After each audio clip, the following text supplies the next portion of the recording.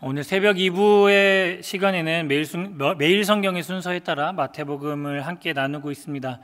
오늘 우리에게 들려주시는 하나님의 음성에 귀를 기울이시고 또 말씀을 마음에 새겨서 오늘 하루도 승리하는 귀한 은혜가 있기를 바랍니다. 오늘 본문은 바리새인과 서기관 중 몇 사람이 예수님께 표적을 구하는 그런 장면으로 시작을 하고 있습니다. 말하되 선생님이여 우리에게 표적을 보여주시기를 원하나이다. 이 당시에 예수님을 따르던 사람들, 예수님이 좋아서 예수님을 정말 믿어서 따르던 사람들이든 아니면 그렇지 않든 정말 예수님을 고발하려고 따르던 사람들이든 어쨌든 이 당시 사람들에게는 예수님이 누구신가에 대한 많은 논쟁이 있었습니다. 어떤 사람들은 예수님이 세례 요한이다라고 하기도 하고 어떤 사람들은 엘리야다, 어떤 사람들은 예레미야나 선지자 중에 하나다라고 말하기도 했습니다. 또 오늘 본문의 바로 앞에서는 예수님을 바알세불의 힘을 입어서 귀신을 쫓아내는 사람이다라고 이야기를 하기도 했습니다. 이처럼 예수님의 존재에 대해서 많은 논쟁을 벌였습니다. 예수님이 우리를 구원하시기 위해 이 땅에 오신 메시아다, 그리스도다라고 확실하게 믿고 있는 사람들도 있었지만 이 성경 내용을 보면 이 제자들 중에서조차도 예수님이 정확하게 누구신지 확신하지 못하고 있었던 제자들도 있었던 것 같습니다. 대표적으로 큰 배에 탔을 때 예수님과 함께 제자들이 배에 탔을 때 큰 풍랑이 일었던 적이 있었는데 그 장면을 보면 알 수가 있죠. 예수님께서 바다를 잠잠하게 하시고 바람과 바다를 잠잠하게 하셨는데도 제자들은 예수님에 대해서 마가복음 4장 42절에서 이렇게 얘기합니다. 그가 누구이기에 바람과 바다도 순종하는가? 라고 물었습니다. 그가 누구이기에 제자들도 이런 의문을 가졌습니다. 이런 많은 논쟁들 때문에 예수님께서는 수시로 사람들에게 질문을 하기도 하고 제자들에게도 질문을 하셨습니다. 사람들이 나를 누구라고 얘기를 하느냐, 나를 누구라고 말하느냐라고 물으시기도 하고 직접 제자들에게 그러면 너희는 나를 누구라고 하느냐라고 물으시면서 자신의 존재를 계속 확인시키시고 그들의 입에서 고백하도록 하셨습니다. 정말 나를 누구라고 하는지 궁금해서 물어보신 것이 아니라 그 존재를 입으로 시인하게 하시려고 계속해서 질문을 하셨습니다. 예수님께서는 분명히 이 땅에 메시아로 오셨고 많은 이적을 통해서 그 사실을 증거하시고 또 가르치셨습니다. 그런데 그 많은 가르침과 이적을 봐왔던 서기관과 바리새인들이 예수님을 찾아와서 또 다른 표적을 보여달라고 요구하는 그런 장면입니다. 이들이 표적을 바라는 이유는 무엇이었을까요? 분명히 이들은 예수님이 정말 하나님의 아들임을 믿기 위해서 그 하나님의 아들이심을 찬양하기 위해서 이 표적을 보여달라고 했던 것은 아니었던 것 같습니다. 신명기 18장의 내용을 보면 하나님께서는 기륭을 말하는 자나 점쟁이, 즉 거짓 선지자를 조심하라라고 말씀을 하셨습니다. 화면에 띄워주시고 제가 한번 읽어보도록 하겠습니다. 만일 어떤 선지자가 내가 전하라고 명령하지 아니한 말을 제 마음대로 내 이름으로 전하든지 다른 신들의 이름으로 말하면 그 선지자는 죽임을 당하리라 하셨느니라. 내가 마음속으로 이르기를 그 말이 여호와께서 이르신 말씀인지 우리가 어떻게 알리오하리라. 만일 선지자가 있어 여호와의 이름으로 말한 일에 증언도 없고 성취함도 없으면 이는 여호와께서 말씀하신 것이 아니오 그 선지자가 제 마음대로 한 말이니 너는 그를 두려워하지 말지니라. 이처럼 신명기 18장에서 거짓 선지자를 조심하라고 하시면서 어떻게 구분해야 되는지에 대해서 말씀을 하셨습니다. 다른 신들의 이름으로 아무 말이나 하나님의 이름으로 이렇게 얘기를 하거나 거짓된 이야기를 하는 것을 조심하라라고 하신 말씀인데 그 판별하는 기준은 22절의 말씀처럼 여호와의 이름으로 말한 일에 증언도 없고 성취함도 없으면 그 선지자는 거짓 선지자다라고 하나님께서 말씀하셨습니다. 즉 오늘 본문에서 서기관과 바리새인들이 예수님께 증거를 보여달라, 표적을 보여달라라고 요구한 것은 정말 예수님이 진짜 하나님이 보낸 사람인지, 정말 하나님의 아들이라고 얘기하는데 그게 사실인지 아닌지 그것을 판별하기 위해서 요구하는 것이었습니다. 아픈 곳을 고치고 정말 귀신을 쫓아내기 위한 그런 간절함에서 나온 요구가 아니라 진짜 메시아인지 아닌지 증명해라 라고 하는 그런 오만한 요구였습니다.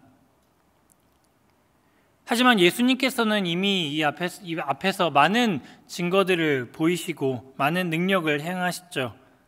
나병 환자를 낫게 하시고 또 백부장의 하인을 낫게 하시고 베드로의 장모를 고치시고 또 바람과 바다를 잔잔하게 하시고 귀신 들린 사람을 고치셨습니다.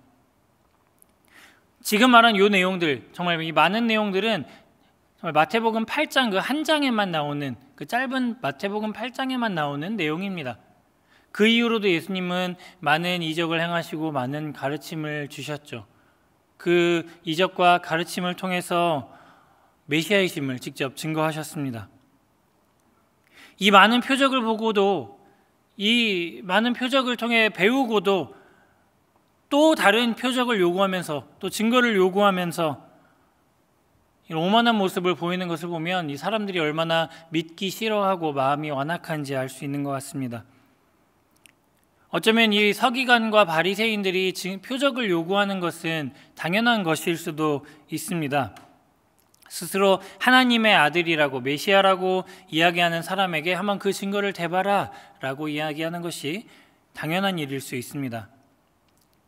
하지만 지금까지 예수님께서 보여주신 그 많은 표적들, 그 가르침들은 이미 예수님 스스로가 메시아이시고 하나님의 아들이다, 또 천국이 가까이 왔다라는 것을 보여주는 그런 증거들이었습니다. 그런데도 사람들은 그 증거를 보고도 믿지 않으려고 했습니다. 먼저 예수님은 이처럼 표적을 구하는 이 세대를 향해서 악하고 음란한 세대다라고 말씀을 하셨습니다. 악하고 음란한 세대가 표적을 구한다라고 말씀을 하셨습니다.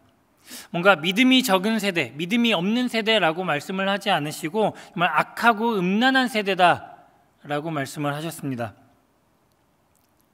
성경을 앞에서부터 쭉 읽어보면 성경에서는 이 악한 행동, 이 음란함을 단지 하나님께서 하지 말라는 행동을 하는 죄 정도로 말씀을 하신 것이 아니라 이스라엘 백성들이 그랬던 것처럼 특히 우상 숭배의 범죄를 지칭할 때 사용되었던 표현이 바로 이 악한 행동, 음란한 행동이었습니다. 하나님 없이, 하나님을 인정하지 않고 하나님을 떠나서 하나님의 반대편에 서서 하나님을 무시하고 살아가는 그런 행동들을 악이라고 말씀을 하셨습니다.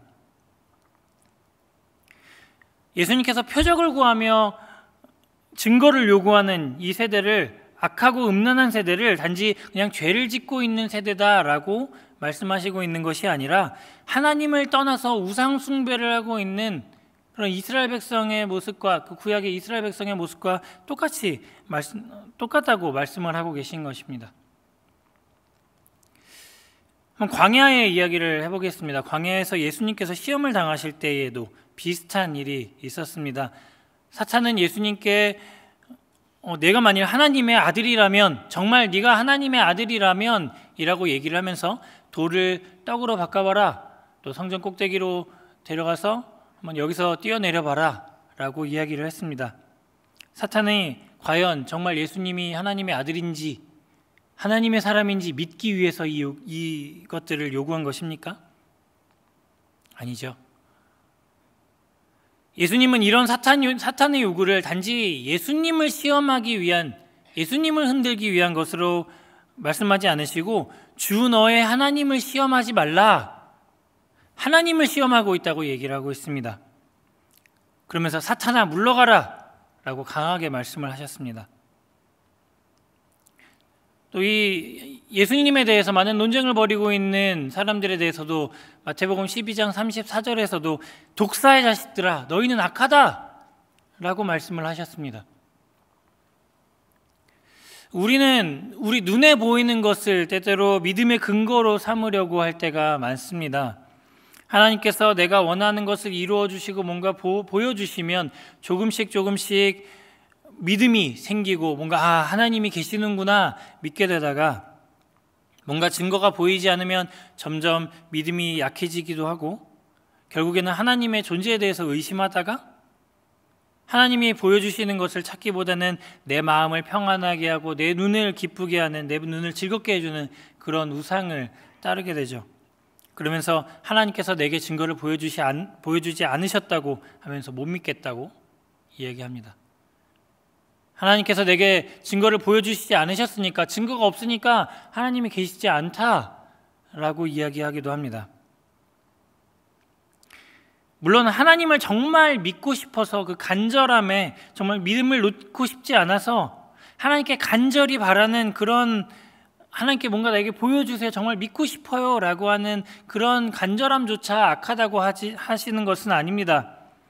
하나님께서 이 악한 세대, 정말 악한 행동이다, 음란한 행동이다 라고 하시는 것은 앞에서 말씀드린 것처럼 눈에 보이는 증거를 믿음의 근거로 삼고 하나님의 존재를 판단하는 그런 잣대로 삼으려는 그런 교만한 생각을 하나님께서는 악하다라고 말씀을 하고 계십니다. 하나님께서는 우리의 삶에 이미 많은 증거들을 보여주셨습니다. 우리가 하나님의 은혜로 매일매일 살아가고 있고 정말 우리가 찬양에서 고백하는 것처럼 우리에게 남이 가진 것은 없지만 남이 가진 것을 가지고 있는 그런 것을 가지게 하신 하나님, 우리는 그 삶에서 그 하나님을 봐오고 매일 체험하고 있지 않습니까? 여러분은 삶에서 하나님께서 보여주시는 그 삶의 증거들을 발견하고 분별하고 살고 계십니까? 오늘 본문의 16장 2절과 3절에서도 바리새인과 사두개인들이 똑같이 오늘 본문과 똑같이 12장과 똑같이 16절에서도 표적을 구하는데 예수님께서 이렇게 말씀을 하십니다. 제가 읽겠습니다. 예수께서 대답하여 이르시되 너희가 저녁에 하늘이 붉으면 날이 좋겠다 하고 아침에 하늘이 붉고 흐리면 오늘은 날이 굳겠다 하나니 너희가 날씨는 분별할 줄 알면서 시대의 표적은 분별할 수 없느냐. 하나님께서는 분명히 우리의 삶의 모든 순간에 보여주고 계십니다. 하나님께서는 우리가 그 표적을 분별하지 못하는 악한 세대가 되지 않기를 원하십니다. 매 순간 보여주시는 그 증거를 잘 분별하는 우리 여러분 모두가 되시기 원합니다. 다음으로 예수님께서는 요나의 표적밖에는 어떤 표적도 보여줄 것이 없다라고 말씀을 하시면서 그 표적을 보여달라고 요구하는 이들의 요구를 거부하셨습니다. 십자가에서 죽으시고 사흘 만에 부활하시는 것이 예수님께서 보여주실 최고의 증거고 그것 말고는 너희에게 보여줄 것이 없다라고 말씀하셨습니다. 그러면서 40절에서 요나서 1장 17절의 내용을 인용하시면서 요나가 큰 고기 뱃속에 사흘간 있었던 것과 같이 자신이 땅속에 사흘간 있게 될 것을 나란히 비교하셨습니다. 요나는 니느웨 사람들에게 보여주시는 하나님의 표적이었고 니느웨 사람들은 그런 요나가 전하는 하나님의 말씀을 듣고 회개하였습니다. 니느웨는 아수르 제국의 수도로 정말 극도로 악한 성이었다고 성경에서 표현을 하고 있는데 그렇게 악한 니느웨도 하나님께서 보내주신 표적인 요나를 보고 요나의 설교를 듣고 회개하였습니다. 하지만 오늘 본문의 세대는 어떻습니까? 약한 세대라고 하는 이 세대는 어떻습니까? 지금 우리의 세대는 어떻습니까?